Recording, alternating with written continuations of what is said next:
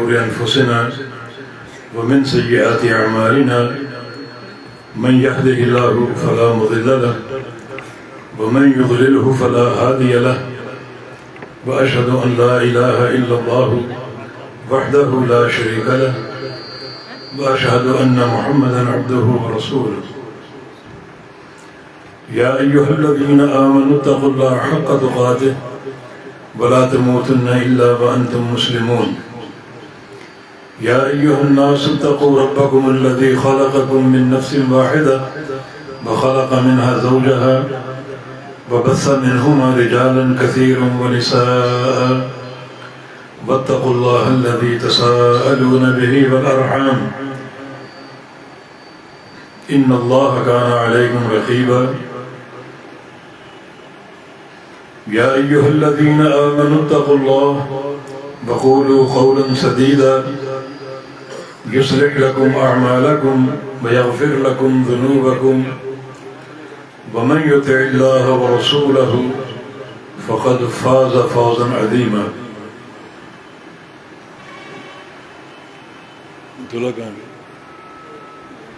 دلہا بھاگ گیا.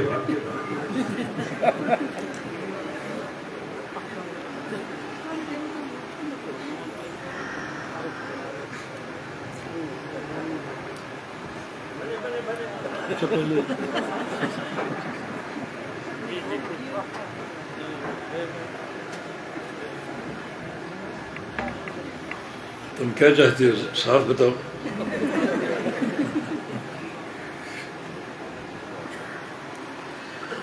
جناب ابو ہریرہ ولد مولانا عبدالجبار صاحب، میں نے ملک بنت محمد رمضان صاحب کو آپ کے نکاح میں دیا حق مہر 5000 روپے. آپ کے نکاح قبول ہے؟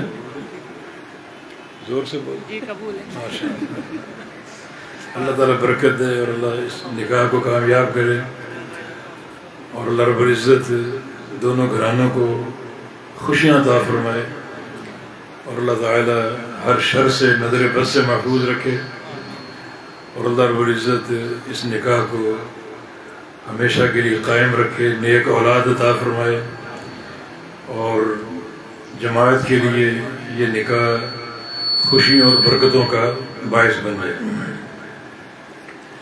تو یہ ایک بڑی بابرکت مجلس ہے. اس میں ہمارے 2 عزیز بچے نکاح کے رشتے سے منسلک ہوئے ہیں اور یہ بہترین بابرکت موقع ہے کیونکہ نکاح رسول اللہ صلی اللہ علیہ وسلم کی سنت ہے اور جہاں بھی سنت پر عمل ہوگا وہ جگہ اور وہ موقع اور وہ وقت انتہائی بابرکت ہوگا. نبی علیہ السلام کا ارشاد گرامی ہے النکاح من سنتی، کہ نکاح میری سنت ہے. اور ایک اور حدیث میں آپ کا فرمان ہے من رغب عن سنتی فلیس منی، کہ جو میری سنت سے منہ پھیر لے، اعراض کر لے، وہ ہم میں سے نہیں ہے. جو بندہ ہم میں سے ہے وہ نکاح کرے گا.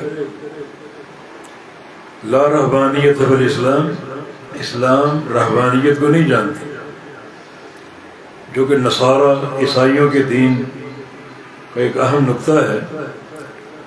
وہ ترک نکاح کو فضیلت سمجھتے ہیں. ہمارے ہاں نکاح فضیلت، وہ رہبانیت کو اپنے دین کی بنیاد قرار دیتے ہیں. انتظار کر لیں. والسلام علی رسول اللہ وبعد. تو عرض یہ کر رہا تھا کہ ہمارا دین رہبانیت کا دین نہیں ہے. ہمارے دین میں نکاح کرنا افضل ہے اور یہ نبی علیہ السلام کی سنت ہے. رسول کریم صلی اللہ علیہ وسلم پوری کائنات میں سب سے افضل ہیں اور آپ نے 11 نکاح کیا. ایک وقت میں آپ کے پاس 9 بیویاں تھیں، تو نکاح کرنا فضیلت ہے، کیونکہ نکاح کے فائدے ہیں۔ صحیح بخاری کی حدیث ہے، رسول اللہ صلی اللہ علیہ وسلم نے نوجوانوں کو خطاب کیا، یا معشر الشباب من استطاع منکم الباءۃ فلیتزوج، اے نوجوانوں، تم میں سے جو شخص نکاح کی طاقت رکھتا ہو وہ فوراً نکاح کرے، جلدی کرے نکاح، کیونکہ اس کے 2 فائدے ہیں، فإنه أغض للبصر وأحسن للفرج، اس سے نگاہیں جھک جاتی ہیں، نگاہیں نیچی ہوتی ہیں اور شرمگاہ محفوظ ہوتی ہے۔ جو بندہ نکاح کر لیتا ہے تو معاشرہ اس کی وجہ سے پاک دامنی کی طرف جاتا ہے، پرہیزگاری کی طرف، عفت کی طرف، تقوی کی طرف، کیونکہ نکاح کرنے والا جب نکاح کر لیتا ہے تو اس کی نگاہیں جھک جاتی ہیں اور اس کی نگاہیں پاکیزہ ہو جاتی ہیں اور اس کی شرمگاہ محفوظ ہوتی ہے، اور نکاح کر لینے سے اس کا تقوی بڑھ جاتا ہے۔ ایک حدیث میں رسول اللہ صلی اللہ علیہ وسلم نے نکاح کو آدھا دین قرار دیا۔ آپ کا فرمان ہے من رزقہ اللہ امرأة صالحة فقد اعانہ علی شطر دینہ فلیتق اللہ فی باقی شطرہ۔ اللہ تعالیٰ جس بندے کو نیک بیوی دے دے تو اللہ تعالیٰ نے اس بندے کی مدد کی ہے اس کے دین کے آدھے حصے کے لیے۔ نیک بیوی اللہ نے عطا فرما دی، گویا اللہ تعالیٰ نے آپ کو آدھا دین عطا فرما دی۔ اس آدھے دین کو صحیح طریقے سے لے کر چلو، یہ نہیں کہ نکاح کرنے کے بعد آپ بیوی کے حقوق فراموش کر دیں، اس پر ظلم کریں، زیادتی کریں، نہیں، مکمل حقوق کے ساتھ اس کو لے کر چلو تو کوئی آدھا دین آپ کا سلامتی کے ساتھ آپ کو مل گیا۔ اور آگے فرمایا کہ وَلْيَتَّقِ اللَّهَ فِي شَطْرِهِ الْبَاقِي، اب وہ اللہ سے ڈر جائے باقی آدھے دین کے بارے میں۔ نکاح سے آدھا دین آپ کو حاصل ہو گیا، نگاہیں محفوظ ہو گئی، شرمگاہ محفوظ ہو گئی، بندے کا اخلاق اچھا ہو گیا، اور پھر اگر وہ اپنی بیوی کے ساتھ اچھا سلوک کرتا ہے، اچھا رویہ رکھتا ہے تو یہ اس کے خیر ہونے کی دلیل ہے۔ نبی علیہ السلام کی حدیث ہے خیرکم لأہلہ وانا خیرکم لأہلی، تم سب میں بہترین وہ ہے جو اپنی بیوی کے لیے بہترین ہے، وہ سب سے بہترین، جس کے بہترین ہونے کی گواہی اس کی بیوی تھی، اس کے گھر سے آئے کہ میرا شوہر بہت اچھا ہے، میرے حقوق پورے کرتا ہے، میری عزت نفس کا خیال رکھتا ہے۔ یہ نہیں کہ قدم قدم پر ذلیل کرے، ڈانٹ ڈپٹ سے کام لے، لڑائی جھگڑے کرے، حقوق کو پامال کر دے، مہینوں کے لیے اپنی بیوی کو اس کے گھر چھوڑا ہے، تنگ کرے خام خواہ، پھر وہ بندہ خیر نہیں ہے۔ تم میں سے بہترین کون ہے؟ جو اپنی بیوی کے لیے بہترین۔ نبی علیہ السلام کو فرمان انا خیرکم لأہلی، میں تم سب میں سب سے بہترین ہوں اپنی بیویوں کے لیے۔ حدیث میں تھا نا کان فی محنت اہلہ، کہ نبی علیہ السلام جب گھر میں ہوتے تو اپنی بیویوں کا ہاتھ بٹایا کرتے تھے گھر کے کام کاج میں، رتبہ کیا آپ کا؟ پوری کائنات کے سردار، سید الاولین والآخرین، انا سید ولد آدم ولا فخر، میں پوری اولاد آدم کا سردار ہوں۔ اور گھر میں آپ کا اخلاق، گھر میں آپ کا رویہ، اپنے اہل کی خدمت کرتے تھے، گھر کے کام کاج میں اس کا ہاتھ بڑھایا کرتے تھے۔ یہ نبی علیہ السلام کا اخلاق ہے۔ اللہ تعالیٰ نے اپنے نبی کے اخلاق کو اجاگر کرنا چاہا، واضح کرنا چاہا۔ اللہ تعالیٰ نے کیا کیا؟ ایک بندے کو مدینے بھیجا، اس نے سوال یہ کرنا تھا کہ نبی علیہ السلام کا اخلاق کیسا ہے۔ اب صحابہ تو بے شمار تھے، مسجد بھری ہوتی تھی، ابوبکر صدیق تھے، عمر بن خطاب تھے، عثمان غنی تھے، علی مرتضیٰ، ابو عبیدہ بن جراح، عبد الرحمن عوف، زبیر بن عوام، بڑے بڑے صحابہ موجود تھے۔ کسی سے پوچھ لیتا اللہ کے رسول کا اخلاق کیسا ہے؟ مگر اللہ کی حکمت، یہ سوال اس نے کس سے کیا؟ ام المومنین سے، سیدہ عائشہ صدیقہ رضی اللہ عنہا سے، کیونکہ اخلاق کی سب سے عمدہ گواہی گھر سے آتی ہے۔ سیدہ عائشہ سے پوچھا کیف کان خلق رسول اللہ صلی اللہ علیہ وسلم، رسول اللہ صلی اللہ علیہ وسلم کا اخلاق کیسا ہے؟ کیا فرمایا انہوں نے؟ اب یہ گھر سے گواہی آ رہی ہے کہ کان خلقہ القرآن، پورا قرآن اللہ کے پیغمبر کا اخلاق ہے، پورا قرآن۔ قرآن اللہ کی کتاب ہے، اللہ تعالیٰ کے اس میں احکام ہے، فرامین ہے، اس میں عقیدہ ہے، منہج ہے، عمل ہے، اخلاق ہیں، اور محمد رسول اللہ علیہ وسلم اس پورے قرآن کی عملی تصویر ہے۔ یعنی قرآن کتابی شکل میں،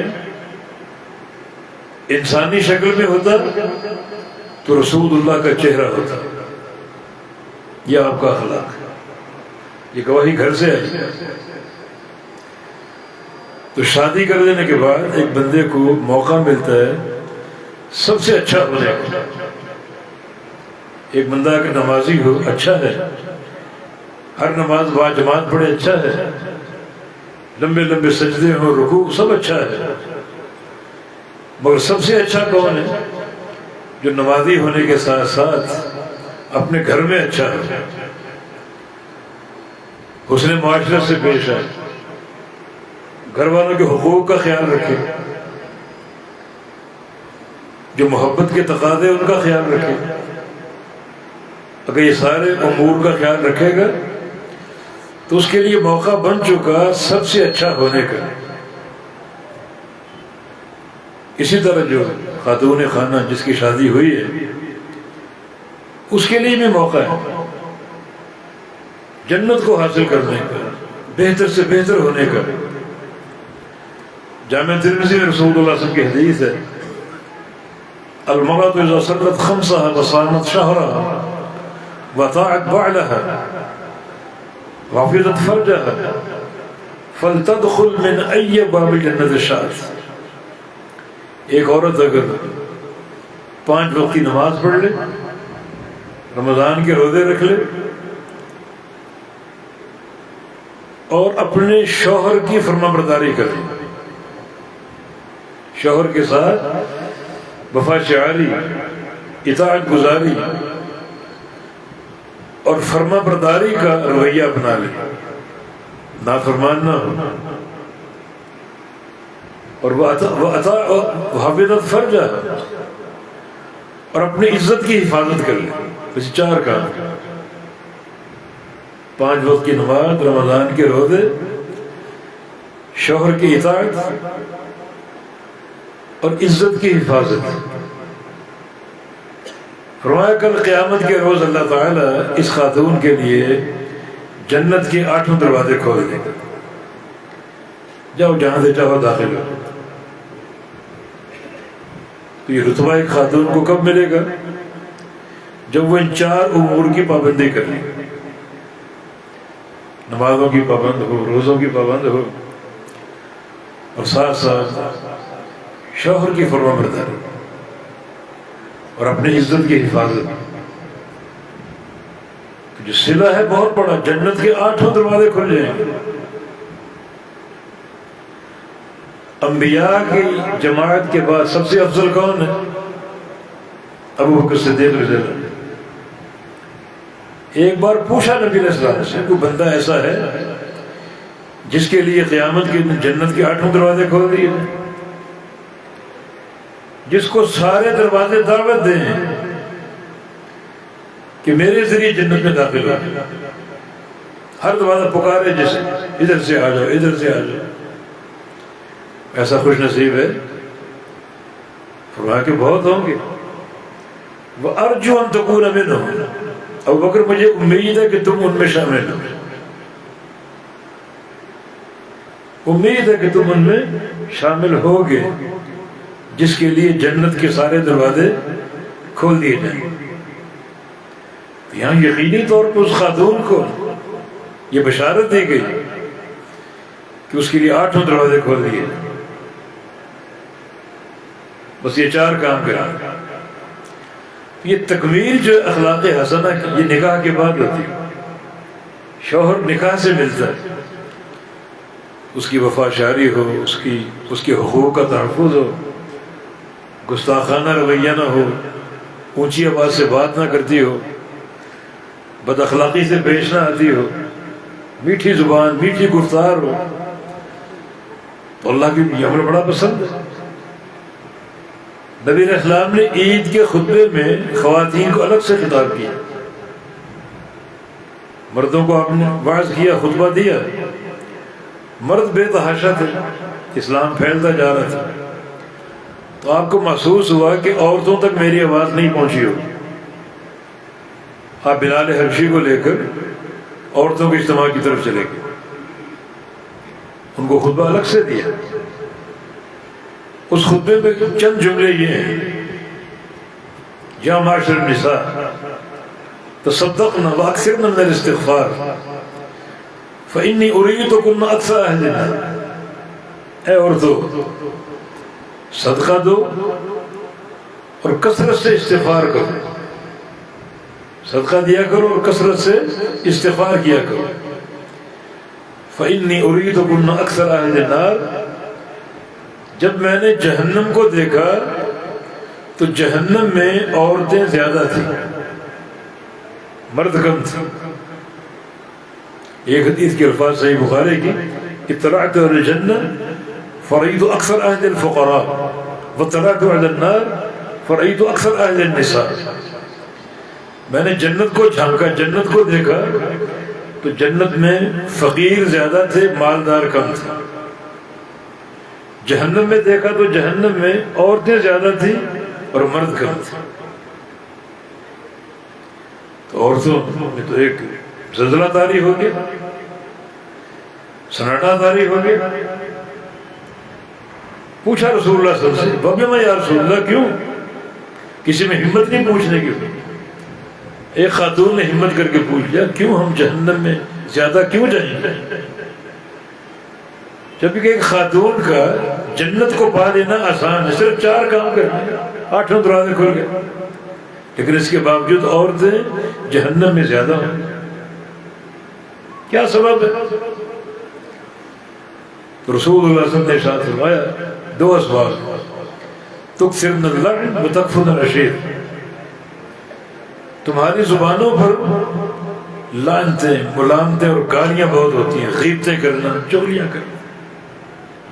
زبانیں محفوظ نہیں ہیں، یہ ایک سبب ہے. اور وہ تکفرن العشیر، اور تم شوہروں کی ناشکری کرتی ہو اور شوہروں کی نافرمانی کرتی ہو. یہ 2 اسباب ہیں. تمہارا رویہ شوہر کے ساتھ اچھا نہیں، نافرمانی کرنا، ناشکری کرنا. پوری زندگی شوہر کھلاتا ہے، پلاتا ہے، پہناتا ہے. کبھی کسی دن کوئی کمی ہو گئی تو فوراً کہتی ہے ما رأیت فیک خیرا قط، جب سے شادی کر کے تیرے گھر آئی ہوں میں نے کبھی کوئی خیر دیکھی ہی نہیں. عمر بھر کا احسان پانی پھیر دیا اس نے. ایک ہی جملہ تمہیں جہنم میں پہنچا دے گا، شوہروں کی ناشکری. تو چاہتی ہو کہ جہنم سے بچ جاؤ تو دو کام کرو، صدقہ دو اور کثرت سے استغفار کرو.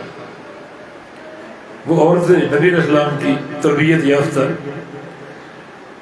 خواتین کے پاس جو اس وقت مال تھا، کوئی درہم، کوئی سکہ، کوئی سونا، وہ بلال کی جھولی میں ڈالنا شروع کر دیا فوراً. حتیٰ کہ بعض خواتین نے جلدی صدقہ دینے کے لیے اور اللہ کے پیغمبر کی اطاعت کے لیے اپنے کانوں کو نوچ لیا، کانوں کی بالی کھینچ کے اتاری، کان زخمی کر دیا تاکہ دیر نہ ہو نبی علیہ السلام کے حکم کی اتباع میں. کان نوچ لیا اور وہ بلال کی جھولی میں ڈال دیا. یہ خواتین کا عمل اور ان کا اخلاق. تو یقیناً ایک خاتون کے لیے جنت کو حاصل کرنا آسان ہے، مگر اس کے باوجود جہنم میں عورتوں کی تعداد زیادہ ہوگی. اور میں بتاؤں کہ جنت میں بھی عورتیں زیادہ ہوں. شریعت نے عورتوں کو خوش کر دیا، جنت میں بھی عورتیں زیادہ ہوں گی، کیونکہ جنت میں ہر مرد کو، ہر جنتی کو 70 حوریں دی جائیں گی، اور جو دنیا کی عورتیں ہیں ان میں سے 2 عورتیں ہر مرد کو دی جائیں گی. تو مانا ایک مرد کے مقابلے میں 2 عورتیں. یہ تعداد جنت میں بھی عورتوں کی زیادہ ہے. ہر مرد کو 2 عورتیں دی جائیں گی جن کے شوہر جہنم میں چلے گئے، نافرمان تھے یا گناہگار تھے اور وہ جہنم میں چلے گئے. عورتیں نیک تھیں، جنت میں داخل ہو گئیں. اب یہ عورتیں جنتی مردوں کو دی جائیں گی، ہر مرد کو 2 عورتیں. تو ایک مرد اور 2 عورتیں، مانا جنت میں بھی عورتوں کا تناسب زیادہ ہوگا. یہ نکاح کی برکات. نکاح ہماری ضرورت ہے، انسانوں کی ضرورت ہے، جانور کی ضرورت ہے، نباتات اور پودوں کی ضرورت ہے. ایک فطری معاملہ ہے، کوئی بندہ اس فطری معاملے سے ہٹ نہیں سکتا. ہر انسان کی ضرورت ہے، ہر جانور کی ضرورت ہے. اللہ پاک نے قرآن حکیم میں ارشاد فرمایا ہن لباس لکم وانتم لباس لہن، ہن لباس لکم وانتم لباس لہن. تمہاری عورتیں تمہارا لباس ہے اور تم اپنی عورتوں کے لباس. یہاں 2 باتیں قابل توجہ ہیں. اس میں کیا سمجھایا جا رہا ہے؟ تمہاری عورتیں تمہارا لباس ہے اور تم اپنی عورتوں کا لباس. ایک بات تو یہ کہ شادی اور نکاح اور بیوی کا زندگی میں ہونا ضروری ہے لباس کی طرح. آپ سب نے لباس پہنا، لباس کے بغیر آ سکتے؟ جیسے لباس آپ کی ضرورت ہے ویسے ایک خاتون بھی آپ کی ضرورت ہے، اس سے آپ نکاح کریں، نکاح کر کے ساتھ رکھیں. لباس کی طرح عورت بھی آپ کی ضرورت ہے. عورت کو آپ کی ضرورت ہے لباس کی طرح، اور آپ کو عورت کی ضرورت ہے لباس کی طرح. یہ نکاح کی ضرورت ہے. دوسری بات یہ سمجھائی جا رہی ہے کہ لباس پردہ ہوتا ہے، بندے کو ڈھانپ لیتا ہے. آپ کے جسم پر کوئی نشانات ہوں، کوئی پھوڑے ہوں، وہ نظر آئے تو جسم اچھا محسوس نہیں ہوتا، لیکن آپ لباس پہن لیں تو وہ عیب چھپ جاتا ہے. لباس نے آپ کو ڈھانپ لیا اور آپ کے عیب کو چھپا لیا. یہ شریعت نے ایک فارمولہ دیا ہے کامیاب ازدواجی تعلق کا. کہ بیوی اپنے شوہر کا لباس بن جائے، اس کے عیبوں کو ڈھانپ لے، اور شوہر بیوی کا لباس بن جائے، اس کے عیبوں کو ڈھانپ لے، پردہ ڈال دے۔ نہ شوہر بیوی کو رسوا کرے، نہ بیوی شوہر کو رسوا کرے، دونوں اپنی زندگی اس طرح گزاریں کہ شوہر بیوی کا لباس ہو اور بیوی شوہر کا لباس ہو۔ یہ کامیاب ازدواجی زندگی۔ اور خاتون اگر شوہر کو بدنام کرے، اپنے میکے جائے، تو شوہر کی غیبتیں ہو رہی ہیں، چغلیاں ہو رہی ہیں، اس کے عیوب بیان ہو رہے ہیں، یہ شادی ناکام ہو جاتی ہے، یہ شادی کامیاب نہیں رہتی ہے۔ تو کامیاب ازدواجی تعلق ہے وہ اس لباس میں پنہاں ہے، جو قرآن نے ایک فارمولہ دے دیا کہ عورت اپنے شوہر کا لباس اور شوہر اپنی عورت کا لباس ہے۔ معنی لباس کی طرح ایک دوسرے کو چھپا لو، ایک دوسرے کے عیب پہ پردہ ڈال لو۔ جس قدر عیبوں کو چھپاؤ گے اس کا ایک دنیاوی فائدہ، آپ کی ازدواجی زندگی کامیاب ہے، اور اس کا اخروی فائدہ، قیامت کا فائدہ۔ نبی علیہ السلام کا فرمان ہے، من ستر علی اخیہ المسلم عورتہ ستر اللہ علیہ یوم القیامہ۔ جو بندہ دنیا میں کسی کے عیب پہ پردہ ڈال دے، کسی کے گناہ کو چھپا دے، کسی کے عیب کو چھپا دے، اللہ تعالیٰ قیامت کے دن اس کے سارے عیب چھپا دے گا، سارے عیبوں میں پردہ ڈال دے گا۔ یہ اخروی فائدہ۔ دنیا کا فائدہ کیا ہے کہ آپ کی ازدواجی زندگی کامیاب گزرے گی۔ قیامت کا فائدہ کیا ہے؟ اللہ تعالیٰ آپ کے عیبوں کو ڈھانپ دے گا اور آپ کے عیبوں پر پردہ ڈالے گا۔ ہاں ضروری ہے، عورت ہو یا مرد ہو، دونوں اپنے اس نکاح کے معاملے میں نبی علیہ السلام کی سنت کے پیروکار ہیں۔ کبھی سنت کے دامن کو ہاتھ سے نہ چھوڑیں، بلکہ نکاح کی اساس اگر مصطفیٰ علیہ السلام کی سنت ہو تو نکاح بڑا کامیاب ہوتا ہے، بڑا بابرکت ہوتا ہے۔ ہمارے ہاں نکاح کے موقع پر ایسی حرکات ہوتی ہیں جو دین کے خلاف، سنت کے خلاف، قرآن کے خلاف، حدیث کے خلاف۔ ہمارے ہاں نکاح کی مجلس پوری نہیں ہوتی جب تک محفل موسیقی نہ ہو، جب تک بے تحاشا تصویر کشی نہ ہو، جب تک ہندوانہ رسمیں نہ ہو۔ نکاح ایک خالص اسلامی تہوار، اسلامی شاعر میں سے، اور اس میں جو ہمارے قوانین ہیں وہ چلیں گے، ہندوؤں اور سکھوں کے نہیں۔ تقسیم سے قبل ایک وقت گزارا ہمارے لوگوں نے ہندوؤں کے ساتھ، سکھوں کے ساتھ، تو ان کی بے شمار رسمیں ہم میں شرائط کر گئی۔ نبی علیہ السلام کا فرمان، من تشبہ بقوم فہو منہم، جو بندہ کسی بھی قوم کے ساتھ مشابہت پیدا کرے گا وہ انہی میں سے ہو، اس کا شمار انہی میں سے ہو۔ المرء مع من احب، انسان قیامت کے دن کس کے ساتھ ہوگا، کس کے ساتھ اٹھے گا؟ جس کے ساتھ دنیا میں محبت کرے گا۔ اور محبت کی علامت کیا ہے؟ ان کے آپ قوانین کو اپنائیں، ان کے رسموں کو اپنائیں، ان کے رواجوں کو اپنائیں، یہ محبت کی ایک علامت ہے۔ تو پھر قیامت کے دن انہی کے ساتھ حشر ہوگا۔ یہ خرابیاں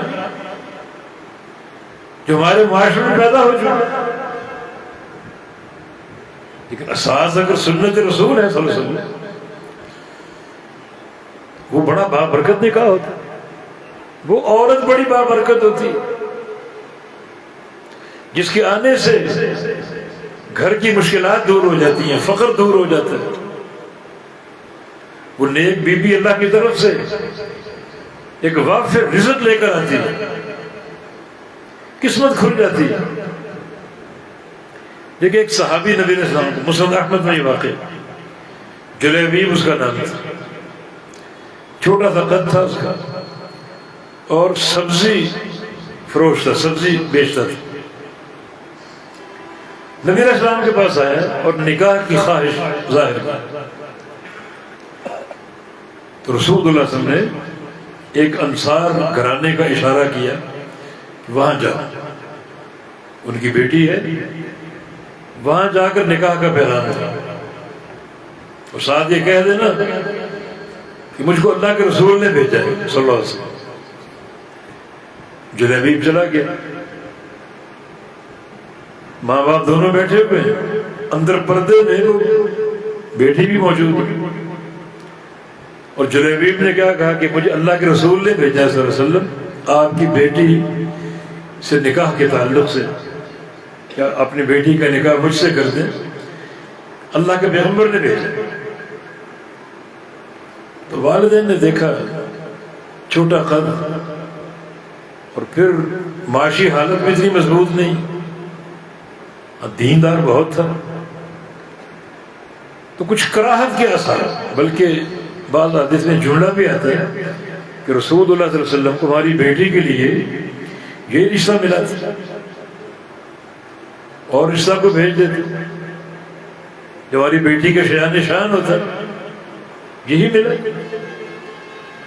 وہ انکار کرنے لگے، اندر پردے سے وہ بیٹی بولتی یا ابتی هل تعرف من ارسلہ، آپ انکار کرنے لگے، یہ بات آپ نہیں جانتے کہ جلیبیب کو بھیجا کس نے؟ آپ جلیبیب کو دیکھ رہے ہیں، یہ نہیں دیکھ رہے اس کو بھیجا کس نے۔ اور آگے ایک تاریخی جملہ کہا، رضیت لنفسی ما رضی لی رسول اللہ صلی اللہ علیہ وسلم، میرے لیے جس شوہر کو اللہ کے پیغمبر نے پسند کر لیا میں اس پر راضی ہوں، مجھے وہ قبول ہے۔ وَإِنِّي عَارِف، اور میرا یہ عقیدہ ہے کہ ان رسول اللہ صلی اللہ علیہ وسلم لا یضیعنی، اپنے پیارے پیغمبر کے فرمان اور ان کی خواہش پر عمل کر کے میں ضائع نہیں ہو سکتی۔ سنت پر عمل اور اللہ کے حبیب کے فرامین پر عمل کوئی معمولی بات نہیں ہے۔ دیکھیں اس خاتون کا جذبہ، ہر لڑکی ہر بچی جو ہوتی ہے، شادی ایک فطری عمل، اس کے ذہن میں کوئی نہ کوئی تصویر ہوتی، میرا شوہر ایسا ہو، آئیڈیل، وہ ظاہر کرے یا نہ کرے۔ جیسے مرد سوچتا ہے کہ میری بیوی کیسی ہو، اس کا چہرہ کیسا ہو، اس کا رنگت کیسی ہو، اس کی ناک کیسی ہو، اس کا قد کیسا ہو، تو خاتون بھی سوچتی میرا شوہر کیسا ہونا چاہیے، رنگت کیسی ہو، اس کا چہرہ کیسا ہو، یقیناً کچھ سوچا ہوگا۔ لیکن یہ اللہ کے پیغمبر کا نمائندہ آ گیا، اللہ کے پیغمبر نے بھیجا اس کو، تو نبی علیہ السلام کے فرمان کو دیکھتے ہوئے اپنے آئیڈیل کا گلا گھونٹ دیا، یہی میرا آئیڈیل ہے، یہی مجھے قبول ہے۔ بچی نے کہا کہ نکاح کے لیے گو والد ولی ہوتا ہے، آپ کی ولایت ضروری ہے، مگر باپ کی ولایت کے ساتھ ساتھ بچی کی رضا بھی پوچھی جائے، بچی کی رضا بھی نہیں چاہیے، اور میں راضی ہوں، مجھے یہ قبول، نکاح ہوگا۔ جلیبیب غریب تھا، فقیر تھا۔ مسند احمد میں الفاظ میں نے پڑھے، جناب انس فرماتے ہیں، رأیت بیت جلیبیب من انفق البیوت فی المدینہ، میں نے خود دیکھا ایک وقت آیا مدینے میں سب سے زیادہ مال خرچ کرنے والا گھر جلیبیب کا تھا، اللہ نے نواز دیا، مالا مال کر دیا، حالانکہ فقیر تھے، تنگ دست تھے، مگر یہ نیک بیوی، جذبہ اتباع اور اللہ کے نبی کی محبت کتنی برکتیں لے کر آ گئے۔ من انفق البیوت فی المدینہ، جلیبیب شہید ہو گیا تھا، چھوٹا قد تھا، لیکن 7 کافروں کو مارا اس نے، پھر کافروں نے مل کے حملہ کیا تو یہ شہید ہوئے۔ اللہ کے نبی نے وہ منظر دیکھا، فرمایا کہ قتل 7 ثم قتل، اس نے 7 کفار کو مارا پھر ہی شہید ہوئی۔ چھوٹا قد تھا، نبی علیہ السلام نے دونوں ہاتھوں میں اٹھا کے اسے قبر میں اتارا اور گھرانہ مالا مال ہو گیا۔ اور من انفق البیوت کا ایک معنی یہ بھی ہے، یعنی وہ کہتے ہیں بیت النافق، کہ فلاں گھر نافق ہے۔ نافق کا معنی وہاں جو خاتون ہے اتنی اچھی ہے، اتنی با اخلاق ہے کہ اس کے رشتے بہت آتے ہیں۔ صحابہ جب دیکھا اس عورت کا اخلاق، اس عورت کی یہ برکت، تو صحابہ کے رشتے آ رہے ہیں کہ یہ بچی نیک بیوی میرے گھر کی بہو بن جائے، میرے بیٹے کی منکوہہ بن جائے۔ یہ انفق البیوت کا ایک معنی یہ بھی ہے۔ دیکھیں نکاح کی اساس نبی علیہ السلام کی محبت، نبی علیہ السلام کی سنت، تو اس کو بگاڑا نا، اس کا آغاز اور اس کی اساس تقویٰ پر ہو۔ نکاح ہوتے ہیں مہینے 2 مہینے بعد لوگ آ جاتے ہیں جو نباہ نہیں ہو رہا، نوبت طلاق تک آ رہی، یہ تو ہوگا جب بنیاد شیطانی امر پر ہوگی، بے تحاشا موسیقی اور گانے اور بعض جگہوں پر تو باقاعدہ ناچ بھی ہوتے، ناچ گانے ہوتے، تو اس نکاح میں برکت ہوگی؟ یہ برکت تقویٰ کے ساتھ اور نبی علیہ السلام کی اتباع کے ساتھ مربوط۔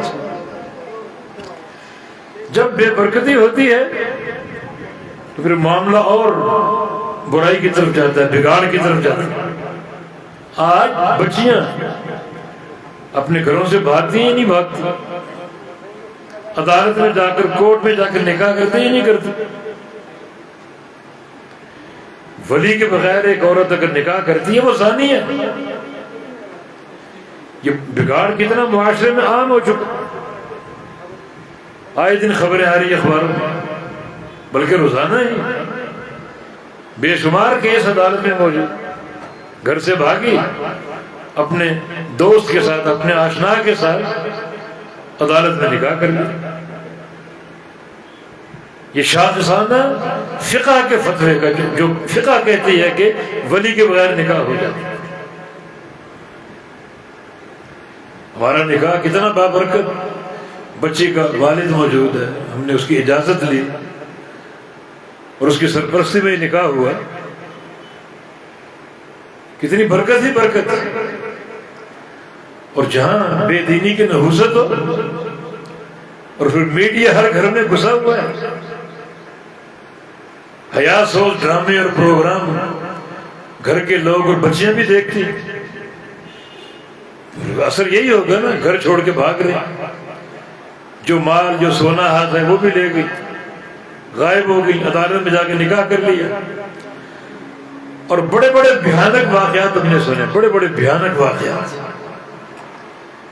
لڑکا گھر سے بھگا کر لے گیا اور اپنے دوستوں کے ساتھ اس لڑکی کو رکھا، اس معصوم کو، معصوم تو نہیں کہنا چاہیے، مگر ایک نوخیز کلی ہے، اور مہینہ 2 مہینے اس کا ستیہ ناش کر دیا۔ یہ گھر سے بھاگنے کا انجام ہے۔ فقہ نے فتویٰ دے دیا کہ ولی کے بغیر نکاح ہو جاتا، عدالتوں میں دھڑ دھڑ نکاح ہو۔ رسول اللہ صلی اللہ علیہ وسلم نے کیا فرمایا؟ ایما امرأۃ نکحت نفسها بغیر اذن ولیها فنکاحها باطل باطل باطل، 3 بار۔ جو عورت اپنا نکاح کر لے ولی کی اجازت کے بغیر، اس کا نکاح باطل باطل ہے، باطل ہے، 3 بار آپ نے فرمایا۔ یہ مسئلہ انتہائی موقت آپ نے کیا، اس کا نکاح باطل ہے، وہ نکاح ہوگا ہی نہیں۔ بلکہ ایک حدیث میں 2 شرطیں ہیں، لا نکاح الا بولی وشاہد عدل، ولی کے بغیر نکاح نہیں ہوتا۔ یہ نکاح کی صحت کا معنی ہے اس کا، یہ ولی کے بغیر نکاح صحیح نہیں ہے، باطل ہے۔ اور وشاہد عدل، 2 عادل گواہ بھی، مانا جب نکاح ہو رہا ہو تو کم از کم 4 بندوں کو ہونا ضروری ہے. بچی کا ولی، دوسرا دلہا، اور تیسرا 2 عادل گواہ. ابھی عدالتوں میں عادل گواہ کہاں سے ملیں گے؟ جن کا تقوی مسلم ہو، جن کی عدالت معروف ہو، وہ تو پھر نکاح دھڑا دھڑ کرتے ہیں. اور عادل گواہ کی شرط کا وہاں کوئی سوال ہی نہیں. 2 حرام چیزیں جمع ہو گئی، عادل گواہ موجود نہیں اور ولی موجود نہیں. یہ نکاح باطل ہے. سلف صالحین ایسے نکاح کو زنا کہا کرتے تھے. تو اللہ تعالیٰ کا خوف نہیں، تقوی اور پرہیزگاری کی بنیادیں نہیں، شریعت مطہرہ ایسا نکاح قبول نہیں کرتی. تو یہ معاشرے کی وہ ناہمواری ہے جو ہم میں پیدا ہو چکی، کیونکہ دین کا فہم نہیں، تقوی اور پرہیزگاری کی بنیادیں نہیں ہیں، اور ہم دین کو اپنی خواہشات کے تابع اور غلام بنانے کی کوشش کریں. نکاح نبی علیہ السلام کی سنت ہے، اور نکاح کے 2 فائدے اغض للبصر واحسن للفرج. اس سے نگاہیں نیچی ہوتی ہیں اور شرمگاہ محفوظ ہوتی ہے. ایک شخص اگر نکاح کرنے کے باوجود اس کی نظریں محفوظ نہ ہو، اس کی شرمگاہ محفوظ نہ ہو، تو اس کی سزا بڑی بھیانک ہے. اللہ رب العزت نے نکاح کا معاملہ بڑا آسان کر دیا، کوئی کڑی شرط نہیں ہے. حق مہر ہو، ایجاب و قبول ہو، اور دونوں میاں بیوی توحید ہو. توحید پر، یعنی کلمہ توحید پر یہ نکاح منعقد ہوتے ہیں. ہماری بچیاں موحدین کے پاس جاتی ہیں، مشرکوں کے پاس نہیں. کچھ لوگ نکاح کے تعلق سے یہ دینداری کو بھول جاتے ہیں. بس خاندان ہے ٹھیک ہے، برادری ہے ٹھیک ہے، عقیدہ کچھ بھی ہو، منہج کچھ بھی ہو. یہ ظلم. فضیل ابن عیاض رحمہ اللہ یہ بہت بڑے تابعی تھے، محدث اور فقیہ تھے. ان کا قول ہے من زوج کریمتہ من مبتدع فقد قطع رحمہ. جو شخص اپنی کریمہ کا، کریمہ عورت کو کہا گیا، معزز ہستی کا، بیٹی ہو یا بہن ہو، اس کا رشتہ کسی بدعتی سے کر دے، اس نے اسی وقت اس سے اپنا رشتہ کاٹ لیا، توڑ دیا، قطع رحمی کر دی. اپنی بیٹی اگر کسی بدعتی کو دے دی تو اس کا رشتہ اس سے ٹوٹ گیا. اب وہ بیٹی نہیں اور یہ باپ نہیں، رشتہ ٹوٹ چکا. آپ کہیں ٹوٹتا رہے، سر سے بوجھ تو اتار دیا نا، رشتہ کبھی جڑ جائے گا؟ نہیں، یہ جڑے گا نہیں، ٹوٹ گیا. آپ کہیں کہ سر سے بوجھ اتر گیا، بس ٹھیک ہے. اس کا خمیازہ بھگتنا پڑے گا قیامت کے دن. نبی علیہ السلام کی حدیث ہے کہ تأتی الرحم و تأخذ بحقب الرحمن. رشتہ قیامت کے دن آئے گا، اللہ تعالیٰ کے حقب کو پکڑ لے گا. حقب، حقب ہمارے جسم کا وہ حصہ جہاں ہم اپنا ازار باندھتے ہیں، یہ حصہ جس کو کوکھ کہا جاتا ہے. اللہ تعالیٰ کے حقب ثابت ہے، کیفیت ہم نہیں جانتے، اور کیفیت کی بات کرنے بھی نہیں چاہیے جیسے اس کے شان شان ہماری طرح نہیں، کیونکہ لیس کمثلہ شیء، وہ ذات تشبیہ سے پاک ہے. رشتہ قیامت کے دن آئے گا،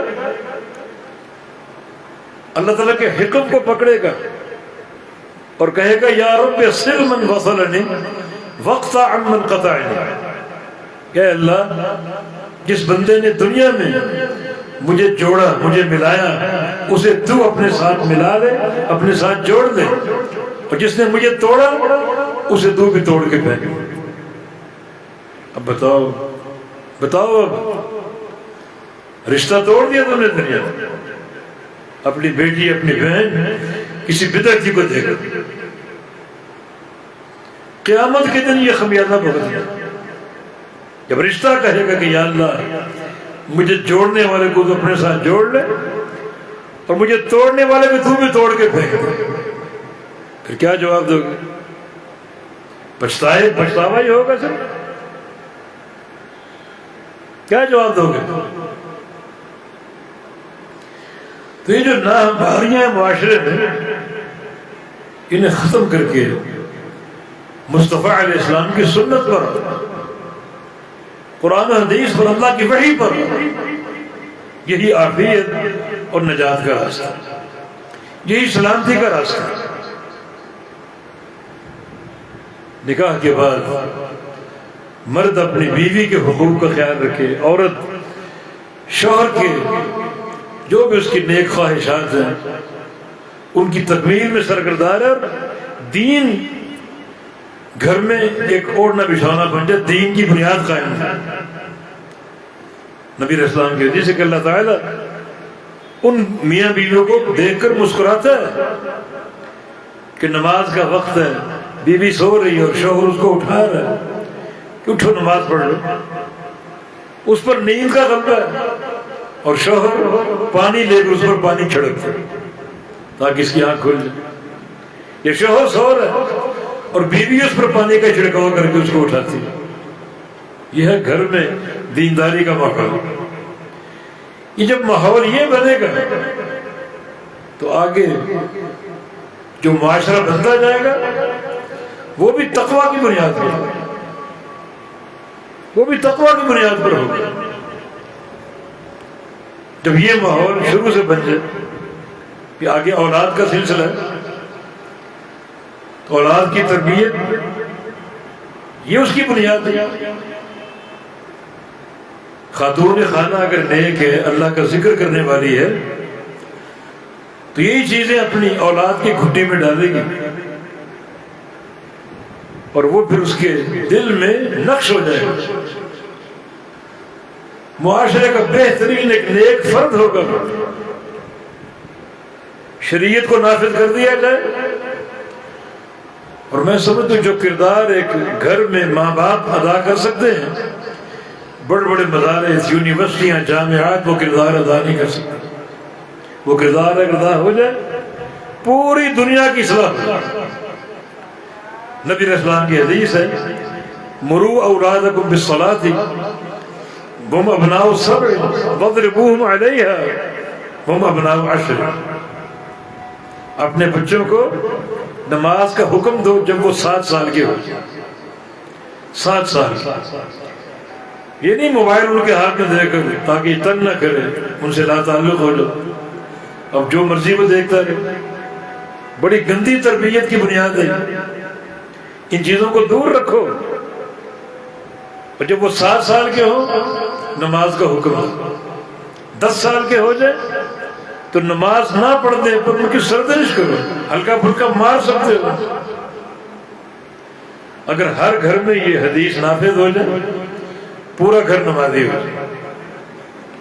جب پورا گھر نمازی ہوگا تو پورا محلہ نمازی ہوگا، پورا معاشرہ نمازی ہوگا، پورا شہر نمازی ہو گیا، پورا ملک نمازی ہو گیا۔ ایک ہی حدیث پوری مملکت اور سلطنت کی اصلاح کی بنیاد ہے۔ کردار کس کا ہے؟ ماں باپ کا۔ اگر ان میں تقویٰ موجود ہے، پرہیزگاری موجود ہے، دین کا فہم موجود ہے،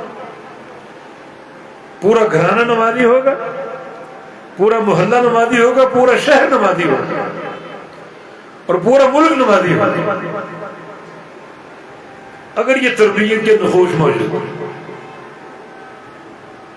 ایک محدث اور فقیہ ربیعۃ الرائے، بڑے مجاہد بھی تھے،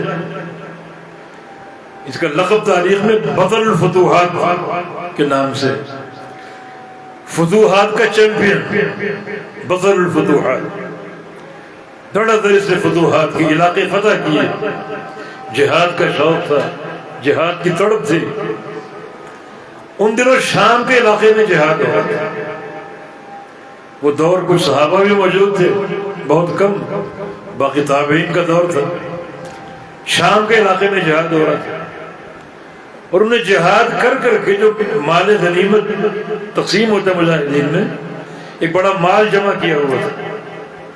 اس مال کی مقدار 26,000 سونے کے سکے تھے، 26,000 دینار اشرفیہ۔ اب جس علاقے میں جہاد کے لیے جا رہے ہیں شام کی طرف، تو وہ جہاد معمولی نہیں تھا، ایک علاقہ پھر دوسرا پھر تیسرا، پتہ نہیں کب لوٹتے۔ وہ سارا سرمایہ بیوی کو دے دیا کہ میں جا رہا ہوں، پتہ نہیں واپسی کب ہو، اور پتہ نہیں ہو یا نہ ہو، میرے بعد تم محتاج نہیں ہو، یہ سارا سرمایہ تمہارے پاس ہے، اس کو خرچ کرو، تمہاری کفالت کے لیے بڑا ایک ذرے خطیر ہے یہ۔ بیوی نے رکھ لیا۔ جب گھر سے گیا تو بیوی حاملہ تھی، امید سے تھی۔ اب وہاں شام میں ایک مارکا، پھر دوسرا مارکا، پھر تیسرا مارکا، پھر چوتھا مارکا، جنگیں ہو رہی ہیں اور یہ آگے بڑھتا جا رہا ہے، علاقے فتح ہوتے جا رہے ہیں، حتیٰ کہ میدان جہاد میں 26 سال گزر گئے۔ 26 سال بعد گھر لوٹے، مجاہدانہ شان، گھوڑے پر سوار، تلوار اور زرہ اور ڈھال اور بقیہ ادات حرب جسم کے ساتھ معلق ہے، اور گھر میں داخل ہوا ایک مجاہدانہ شان کے ساتھ، تلوار کی نوک سے دروازہ کھولا۔ صحن میں اس کا بیٹا جو بعد میں پیدا وہ موجود تھا، بیوی اندر کمرے میں، اتنی باحیا عورت صحن میں نہیں بیٹھی، اتنا پردے کا اور گھر کی چار دیواری کے تقدس کا خیال، گھر میں چھپ کر بیٹھنا، حالانکہ اجنبی کوئی نہیں۔ جب اس بیٹے نے دیکھا یہ اجنبی کون میرے گھر میں آ گیا، اس کی آنکھوں میں خون اترا ہے، تلوار کھینچ لی اس کہ تم کون ہو میرے گھر میں آئے۔ اس نے بھی تلوار کھینچ لی کہ تم کون ہو میرے گھر میں، میرا گھر ہے۔ یہ شور کی آواز بیوی نے سنی، وہ اندر سے باہر آ گئی، بیٹا یہ آپ کے والد ہیں، آپ کے ابو ہیں۔ تعارف ہوا، پھر بغلگیر ہوئے اور ملاقات ہوئی، بڑی خوشی اور سرور آ گیا۔ رات ہوئی تو انہوں نے اپنی بیوی سے 26,000 دیناروں کا حساب مانگا، وہ آپ نے کہاں خرچ کیا؟ اور شوہر کو حساب لینا چاہیے، بیوی اس سے ناراض نہ ہو کہ مجھ سے حساب کیوں لیا جا رہا ہے، حساب مانگا۔ تو خاتون خادہ نے جواب دیا کہ آپ تھکے ہوئے، آپ آرام کر لیں، حساب و کتاب کی الجھن میں لمبا وقت گزرے گا، پھر آپ کو جاگنا پڑے گا، ابھی آپ سو جائیں، صبح اٹھ کر حساب دے دیں۔ کہا کہ ٹھیک ہے، بات معقول ہے۔ آرام کیا، مسجد نبوی کے پڑوس میں گھر تھا، فجر کی اذان ہو گئی، مسجد نبوی میں گئے نماز کے لیے۔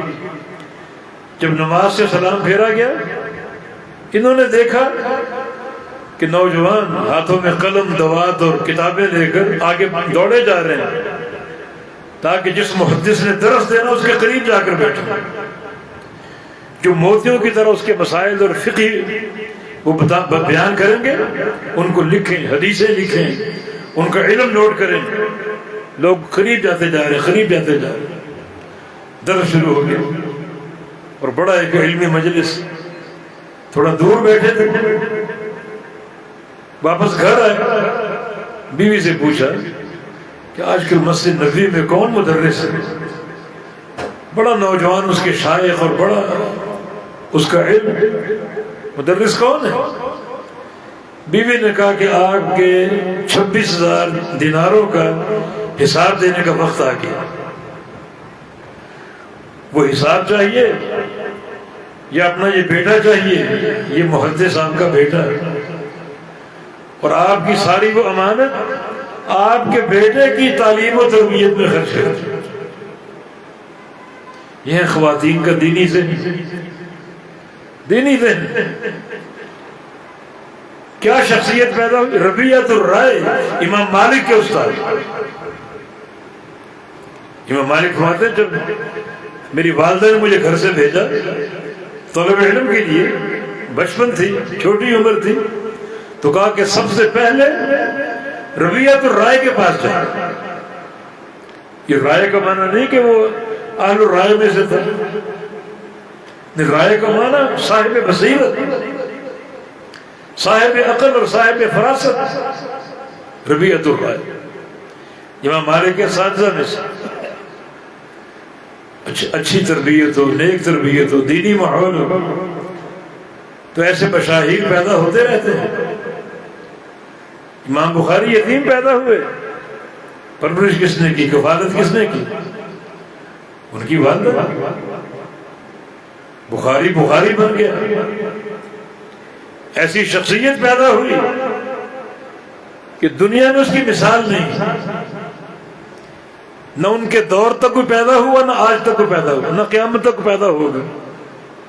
ایسی شخصیت۔ پیچھے کردار کس کا ہے؟ ان کی والدہ کا۔ بچیوں کی تربیت ہو، ان کی تعلیم و تعلم کا سلسلہ ہو، اور گھر میں ایک دینی ماحول ہو، بڑی اس کے اثرات ہیں، بڑی اس کی برکتیں ہیں۔ مجاہدین پیدا ہوتے ہیں، محدثین پیدا ہوتے ہیں۔ ابو زرع الرازی مقام رے کے محدث، یتیم پیدا ہوئے تھے، یتیم، لیکن حافظ الحدیث۔ ان کے ایک شاگرد نے کہا، بڑا جذباتی اپنے استاد کے بارے میں، بعض شاگردوں کو اپنے استادوں سے بڑی محبت ہوتی، ایک دن باتوں باتوں میں کہہ دیا، میرے شیخ ابو زرع الرازی کو اگر 1,00,000 حدیثیں زبانی یاد نہ ہوئی تو میری بیوی کو طلاق ہے، بیوی کو طلاق۔ اس کو طلاق معلق کہتے ہیں۔ اب لوگ گئے ابو زرع کے پاس کہ آپ کے شاگرد نے یہ کہا، آپ بتائیں آپ کو 1,00,000 حدیثیں زبانی یاد ہیں؟ طلاق معلق ہے، زبانی یاد ہے؟ اگر زبانی یاد ہے تو پھر وہ بیوی اس کی زوجیت میں برقرار ہے، اور اگر نہیں تو بیوی کو طلاق ہو جائے گی۔ فرمایا احفظ 200,000 حدیث کما یحفظ الانسان خلق اللہ احد۔ مجھے 2,00,000 حدیثیں زبانی اس طرح یاد ہیں جیسے تمہیں قل اللہ احد یاد ہے، سورہ اخلاص، چھوٹی سی سورہ، جیسے تمہیں یہ سورت یاد ہے اور سب کو یاد ہوگی۔ آپ میں کو وزیر خارجہ تو نہیں ہے نا، اس کو نہیں آتی تھی بیچارے کو، فوت ہو گیا، سورہ اخلاص نہیں پڑھ سکا، کوشش بسیار کے باوجود۔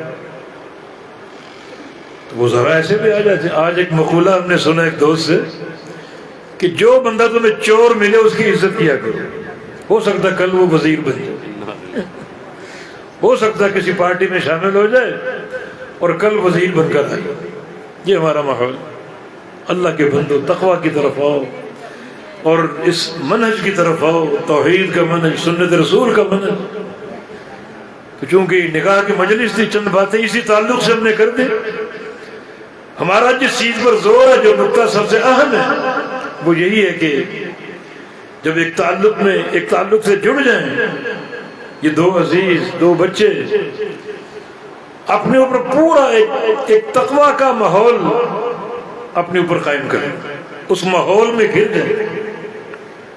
خطبہ نکاح آپ نے سنا ہے، اس میں 3 آیتیں، تینوں میں ایک حکم مشترک ہے تقوی کا، اتقوا اللہ، اتقوا ربکم، تقوی اختیار کرو، تقوی اختیار کرو۔ وجہ کیا ہے اس کی؟ وجہ یہ ہے کہ یہ سارا معاملہ تقوی کی بنیاد پر۔